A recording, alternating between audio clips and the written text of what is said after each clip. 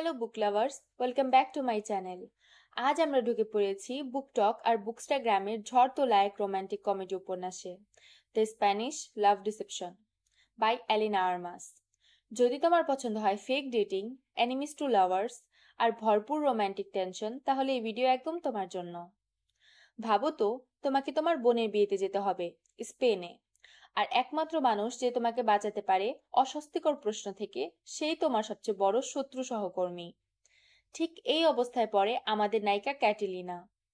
ক্যাটিলিনা বা লিনা বোনের বিয়েতে একজন পার্টনার নিয়ে যেতে চায়।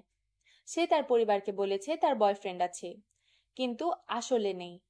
তখন হাজির হয় অ্যারন ব্ল্যাকফোর্ড, লম্বা, গম্ভীর, বিরক্তিকরভাবে নিখুঁত আর লিনার সবচেয়ে অপছন্দের মানুষ। কিন্তু যখন সে ভুয়া বয়ফ্রেন্ড হওয়ার প্রস্তাব দেয়, লিনার আর কোনো উপায় থাকে না।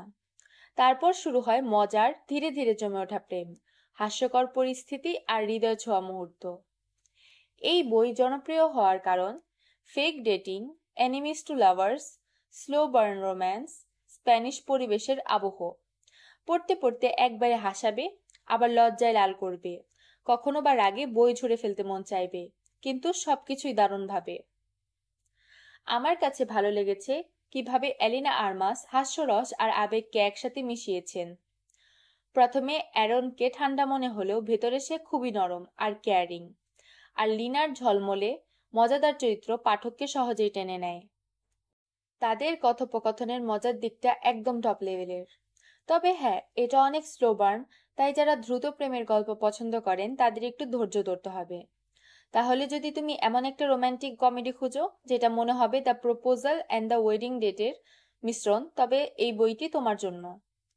তুমি কি এই বইটি পড়েছো? যদি পড়ে থাকো তাহলে অবশ্যই কমেন্টে জানাবে তোমার কেমন লেগেছে। প্রতি সপ্তাহে আরো বই সংক্রান্ত ভিডিওর জন্য চ্যানেলটি সাবস্ক্রাইব করতে ভুলবে না। ধন্যবাদ দেখার জন্য। Happy reading.